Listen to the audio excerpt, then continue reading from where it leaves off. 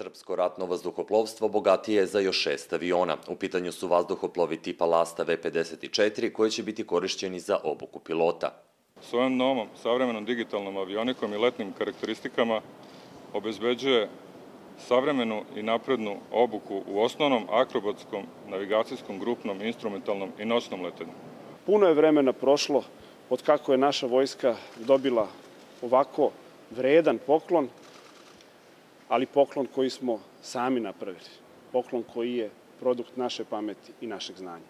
U drugoj polovini godine u upotrebu će biti uvedeno još 8 lastenih aviona, čime će Srpskom ratnom vazduhoplovstvu na raspolaganju biti ukupno njih 14.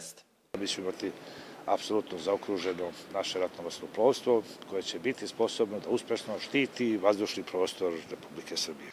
Nedaleko od lastenih aviona u istom hangaru mehaničari vrše remont letelica MiG-29 koji su pre skoro 5 meseci stigli kao donacija Ruske federacije. Radovi teku po planu, a jedan deo remonta vrši se u Rusiji. Kada radovi budu završeni, Srbija će do kraja godine u upotrebi imati ukupno 10 aviona tipa MiG-29.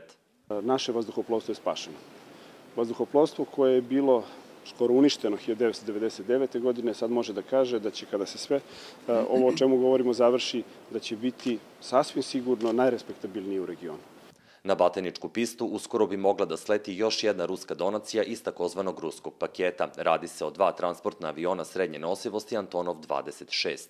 Ministar vojni potvrdio je tu informaciju, ali ne i kada će avioni biti isporučeni.